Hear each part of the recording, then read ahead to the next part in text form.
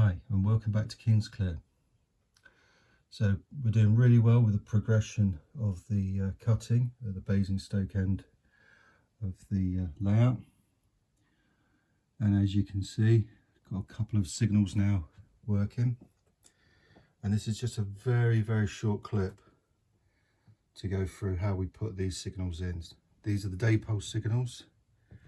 One is well, they're both GWR style square post.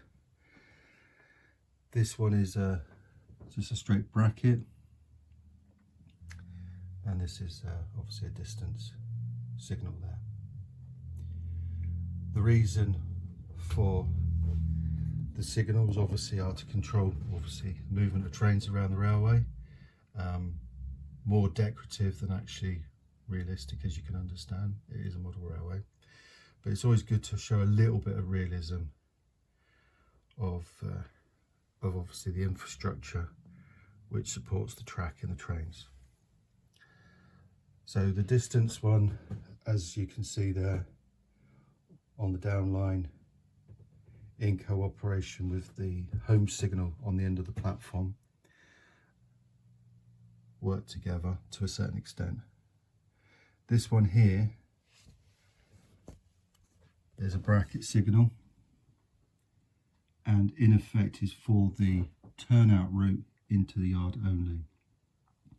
I will be painting the actual signal arm red and placing a circle on it, which was a standard notation for a signal into a loop or a sidings.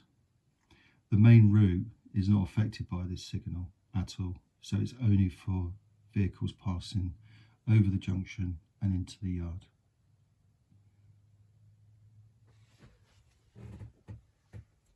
Fitting of these signals is relatively straightforward.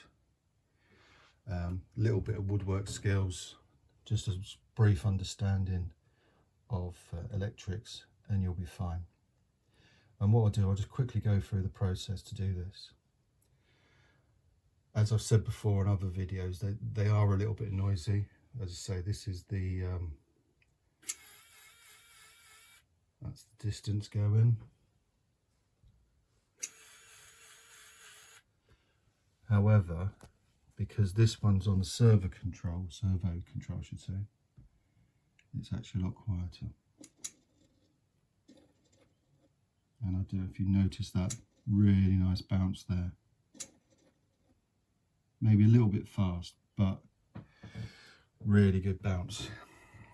So in effect, that bracket signal there is the Dapol right hand one arm for Lima 001002, and because obviously we're using DCC here, I've had to purchase the controller to then tie it into the DCC system, which is a 4A000102. For the distance signal, I use the SCO3, which controls single arms, and that's the same controller that I've used on the other two signals. Now there is an SC4, I think it is, which does that, but it's a little bit more expensive. And I got this one from the Dapol one from Rails at a relatively good price. In regards of positioning, now bearing in mind these two are on a straight, and therefore you can get them at roughly the right distance. I did a little bit of research, and the optimum distance for the signal to be away from the railhead was around about 5'3 3/4, which when you scale it to obviously 00 gives you a roughly 22 mil. So putting that on to both of them, that does look relatively right. So I'm quite pleased with those. But the main thing, as I say, is when we're doing any works, you've always got to be thinking ahead. There's no point ploughing into a bit of work and then realizing something needs to happen and then having to go back and have a look at your works again. So for the distance signal, it's not too bad. It's in quite an open area, so we just need to look at troughing routes potentially in that area. But where this cutting is, as you can see, there's a bit of a cutout area there. I know there's a not very noticeable, but there's a bit of a cutout area, and that's going to be for some of the location cabinets that you can see that I've been building over the last couple of days as well. Now what I've decided is that Kingsclear as a model railway is going to be in transition. So it's in transition between steam and diesel, but it's also going to be in transition from straight mechanical semaphore to more electrical semaphore, and obviously going into multi-aspect signalling. So the standard signalling you see in these days on the railway, which means that there will be a bit of rodding, a bit of signal wire like I just talked about in the last the April update, but also you'll see the troughing routes going out as well, with locations being built. And obviously within the yard, what we'll do is we'll have various different bits of signalling equipment. So looking at that transition away from mechanical into electrical, but that's just in the future. But again, it's just making sure that there's enough room to put the troughing routes through and not have to then go back and then start digging out the scenery that you've done. And as I've said before, the restrictions, and you can clearly see the restrictions with the angle of the loft coming down here, is very difficult to get in there after action. Anyway, what we'll do now is we'll have a look underneath. Before that, in regards to the installation, very simple. Oh, that's my thumb again. Just a 19mm flat drill bit creates a hole, and these just slide in absolutely spot on. And when we go underneath the board, I'll show you exactly how we fix them. So here we are underneath the board now, and I don't know if you noticed, there's been a little bit of cleaning up as the aeroplanes as we've been down here as well, and that was purely because obviously I was working in this area. I didn't want to damage any of them, so I removed all of them, gave them a little bit of a dusting down, so they're a little bit better. Anyway, here we go, back up onto the board. So there's the big block. This is under the bracket signal. So in effect, that just clips into position and clips out of position. So you drill the hole, drop the signal through, and I'm not sure if you can notice there's a little nut at the top which you tighten down. Don't over tighten that. As I say, there's no high winds hopefully on your layout, so it's not going to blow over. It's just there to secure. So just get it to finger tight, and then you can literally just drop that box, clip it into position. Now what I do is I always take all the wires into a block, and then from the block goes into the servo control unit or any other unit. It just means that if I need to drop one or the other off, it's a lot easier than taking a whole lot apart. Now what you'll notice, just to the right of the red light is a little button. So once you've tied that in, this is the track bus just here, which I will obviously solder up and protect a little bit better in time, but I'm leaving it open at the moment because I can also pick up on some of the rail feeds as well. But what you do is, once you're in a position that you're happy with everything, and don't forget, do all your wiring in with no power. Once you've checked all your wiring, you've confirmed you're happy with all your wiring, then you can turn the system on. And then literally it's just a case of pressing that button for signal 1, it will flash. You then choose it on your DCC controller, it will stop flashing. And if you've got 2 units, because this unit will allow you to have 2 signals, to program the second unit, you press that button twice and it will flash slightly differently. And again, then you just obviously flash did you do your control on the DCC for that button. And that is as simple as it is. Price wise, they are quite expensive. I think the signal came in around about 52 quid. As I say, this unit was about 30 from Rails, so it's an investment, but it is an expensive investment. Hence the reason why I've only got a few signals, because it can get very expensive. Okay, so now below the distance signal, as you can hopefully make out, there's that small nut that I talked about. I'd say just finger tight, and you'll also notice there's the hole there that where it was, I've actually moved it, and as you can see, it's been moved over a bit. When I put it in originally, I didn't really know the distance, but it did look a bit wrong, so hence the reason why I did that little bit of research and have now moved it into that position. For the distance signal, you've basically just got the two yellows and the power red and black, again into the block, and then over to the Train Tech SC3 unit, and exactly the same process. Press the button, very similar, and then obviously onto the main power bus.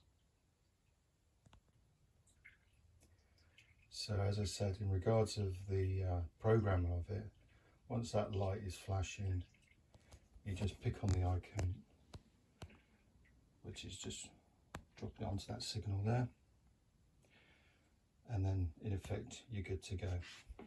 Now the one thing about the Z21 app, which I wasn't aware of, but it's been really good actually, is in regard to route setting. So I discussed it very briefly, I think, in the March update, where I talked about route setting. But the one thing you can do is obviously operate the signals with that as well. So for example, at the moment it's showing clear on the downline. If we then excuse fingers,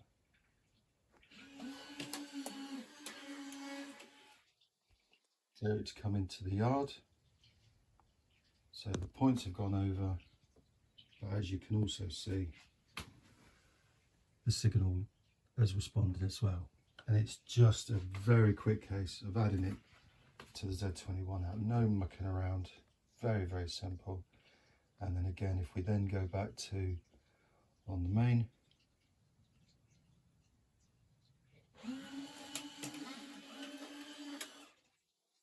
you can see it nicely bounce up. That bouncing is actually put into it, which I think is a really good thing from Dapol. As I say, it might bounce a little bit too much for some people, but it gives that nice effect. And that's all about the signal cables, wires and rodding, etc. And the fact that once it's pulled over, there's a little bit of spring because of the counterbalance. So yes, expensive, but I think well worth it, purely because of the interaction with the Z21 app as well. I did actually look at building some of the ratio signals and to see whether I could actually use those in this type of format mechanically and been able to drive those. And it's possible. There are individuals out there with a potentially much better modelling capability than I have. But when I looked at the actual ratio signals, they were a little bit flimsy and would have required an awful lot of work. And again, because we've got the signals on the near the station have got the LEDs, there would have been obviously an issue in the fact that the ratio ones wouldn't have had LEDs, so therefore you'd have had to then also route small LEDs into them, whether there be and I know obviously LED technology these days is much better than what it used to be, but maybe just take that hit for a couple of signals, which is what I've got, and you've basically got something to do. And I think that job in total took me no more than, I don't know, half an hour tops really. Drill a hole, put it in, and away we go.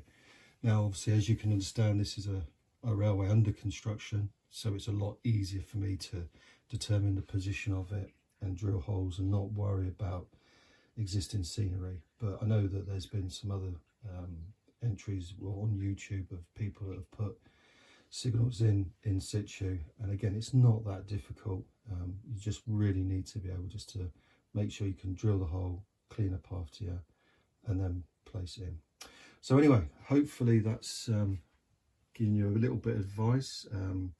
Most probably quite simple, but it just shows the process of doing it.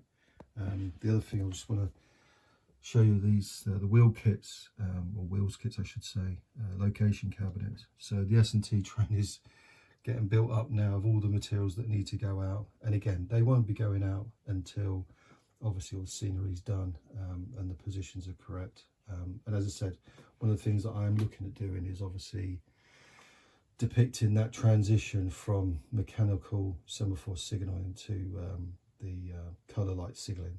So I will be looking at obviously getting some colour light signals on the railway, but I don't need to actually wire them up, because in effect they'll just be dummy signals and I can just bag them. So looking at a period just before the transition and the commissioning of those colour light signals. So it just gives a little bit of a different dimension to the railway. Anyway, hopefully you've enjoyed this little clip, and obviously please subscribe, and any comments greatly welcomed. Thank you very much.